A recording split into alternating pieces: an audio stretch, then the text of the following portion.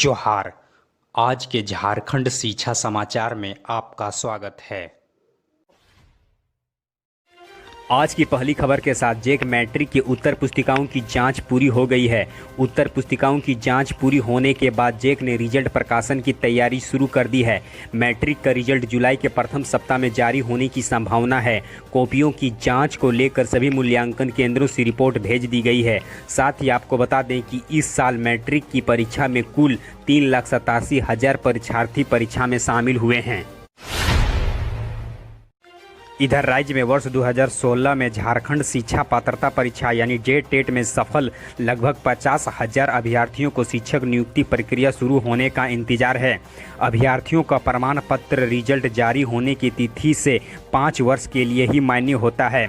Result मार्च 2017 में जारी किया गया था। रिजल्ट जारी होने के 3 वर्ष से अधिक हो गए हैं, पर अब तक इन्हें नियुक्ति प्रक्रिया में शामिल होने का अवसर नहीं मिला है।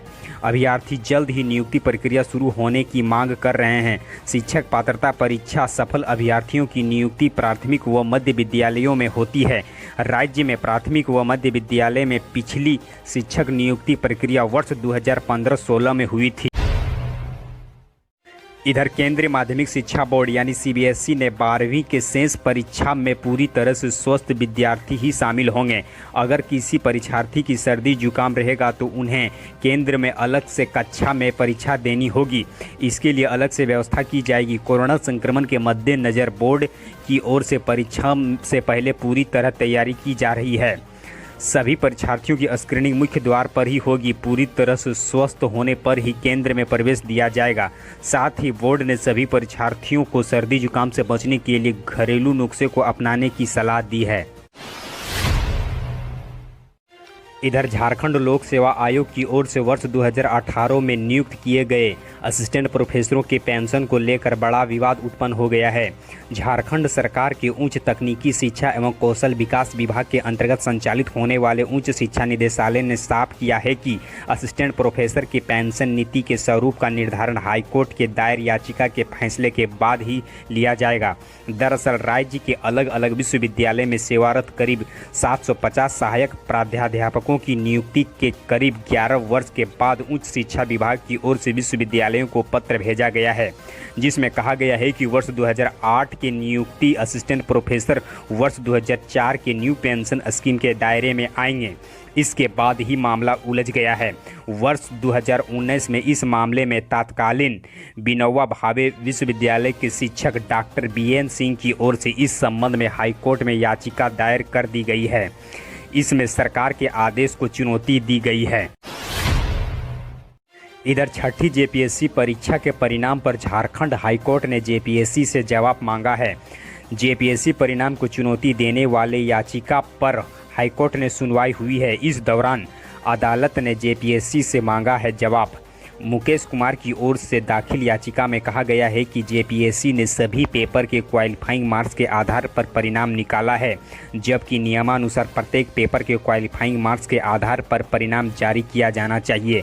ज्ञात हो कि छठी जेपीएससी परिणाम पर कई याचिका हाईकोर्ट में दाखिल की गई है। क्वालिफाइंग मार्क्स और मेरिट लिस्ट को अदालत में चुनौती दी गई है। इधर धनबाद जिले के प्राथमिक शिक्षकों की पदोन्नति का रास्ता साफ हो गया है। आरडीडीई हजारीबाग ने शिक्षकों की वरीयता सूची को मंजूरी दे दी है। झारखंड प्राथमिक शिक्षक संघ धनबाद के जिलाध्यक्ष नेहरू हेम्ब्रम के नेतृत्व में प्रतिनिधित्व मंडल ने हजारीबाग में आरडीडीई से मुलाकात की। आरडीडीई ने बताया कि विभिन्न वर्ष एवं 2012 तक अनुकंपा पर नियुक्त हुए प्रशिक्षित शिक्षकों की नियुक्ति तिथि से ग्रेड 1 में पदोन्नति देने के लिए वरीयता सूची को अनुमोदित कर दिया गया है।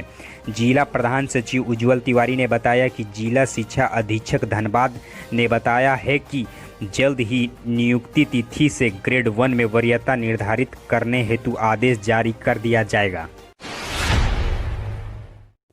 इधर अखिल भारतीय विद्यार्थी परिषद महुआ टांड इकाई के द्वारा चीन के राष्ट्रपति शी जिनपिंग का पुतला जलाया गया। अखिल भारतीय विद्यार्थी परिषद लातेहार जिला के सोशल मीडिया प्रमुख उज्ज्वल धनुष ने कहा कि अब से चीनी सामान का बहिष्कार करें और स्वदेशी चीज़ों का इस्तेमाल करें। चीन ने हमारे साथ धोखा किया है और उन्हें धोखे से भारतीय सेना के जवानों की हत्या की है, तो उसकी गलत को उसके अंजाम उन्हें भुगतना होगा। नगर मंत्री अंकित जायसवाल ने कहा कि भारतीय सरकार जो इस दहशत का बदला लेना चाहिए। साथ ही हम मोदी सरकार से आग्रह करते हैं कि जिस तरह से भारतीय सेना पाकिस्तान में सर्जिकल स्ट्राइक कर पाकिस्तान के औंधे मुंह चित किया है, ठीक उसी प्रकार से मोदी सरकार को चाइना में भी सर्जिकल स्ट्राइक कर लद्दाख में हुए भारतीय सेना के दहशत का बदला लेना चाहिए। इधर नेशनल टेस्टिंग एजेंसी यानी एनटीए ने नेशनल टेस्ट अभ्यास मोबाइल ऐप पर हिंदी टेस्ट की सुविधा शुरू कर दी है। अब छात्र हिंदी में भी नीट और जेई की तैयारी कर सकते हैं। अब तक इस ऐप पर अंग्रेजी में टेस्ट प्रश्न की सुविधा उपलब्ध थी। केंद्रीय मानव संसाधन विकास मंत्री रमेश पोखरियाल ने रविवार को घोषणा की है कि अब हिंदी भाषी छात्र अपने तैयारी में हिंदी में भी कर सकते हैं। वे हिंदी प्रैक्टिस पेपर का फ़ायदा उठा पाएंगे और भावी परीक्षाओं पर अच्छा प्रदर्शन करेंगे। साथ ही पोखरियाल ने कहा कि छात्र की हिंदी में पेपर की मांग पर यह कदम उठाया गया है। अब तक इस ऐप को छात्रों ने 17 लाख से अधिक बार टेस्ट दे दिया है और 10 लाख से अधिक छात्रों ने इस ऐप को डाउनलोड कर लिया है। हिंदी संस्करण में उपलब्ध होने वाले हिंदी भाषी इलाके के छात्रों के लिए यह फ़ायदेमंद साबित होगा। इस ऐप को गूगल प्ले स्टोर से फ्री डाउनलोड किया जा सकता है। इधर केंद्रीय माध्यमिक शिक्षा बोर्ड की ओर से सीटेट परीक्षा की तैयारी के लिए विशेष कंटेंट जारी कर दिया गया है। बोर्ड ने प्रैक्टिस के लिए पिछले 3 साल के प्रश्न पत्रों को जारी किया है। ये प्रश्न पत्र सीटेट के आधिकारिक वेबसाइट से अपलोड किया जा सकता है। बोर्ड के मुताबिक जिन छात्रों ने इस बार परीक्षा के लिए आवेदन किया है वे पुराने प्रश्न पत्र की मदद से परीक्षा के पैटर्न और सीटेट के परीक्षा में पूछे जाने वाले सवालों के स्टैंडर्ड को समझ सकते हैं। साथ ही बता दें कि परीक्षा का आयोजन जुलाई में किया जाएगा। इधर राज्य के सरकारी स्कूल के शिक्षक घर जा जाकर स्कूली बच्चों को शिक्षा से जोड़ेंगे। कोरोना महामारी और लॉकडाउन की वजह से स्कूल बंद है। व्हाट्सएप और दूरदर्शन के माध्यम से डिजिटल कंटेंट उपलब्ध कराए जा रहे हैं, लेकिन आधे से ज़्यादा बच्चों को यह उपलब्ध नहीं हो पा रहा है। ऐसे में स्कूली शिक्षा और साक्षरता विभाग ने घर जा जाकर बच्चों को कंटेंट उपलब्ध कराने की तैयारी कर दी है। इसमें स्कूल के शिक्षक अपने स्कूल के बच्चों को पोषक क्षेत्र में इसे उपलब्ध कराएंगे। जो बच्चे व्हाट्सएप या दूरदर्शन के माध्यम से कंटेंट नहीं ले पा रहे हैं और उन्हें घर में एंड्रॉयड मोबाइल हैं, उन्हें भी यहाँ जोड़े जाएंगे। स्कूली बच्चों को किताबें मिल रही है, ऐसे में शिक्षक उन्हें छोटे छोटे समूहों में उनके बारे में भी बताएंगे।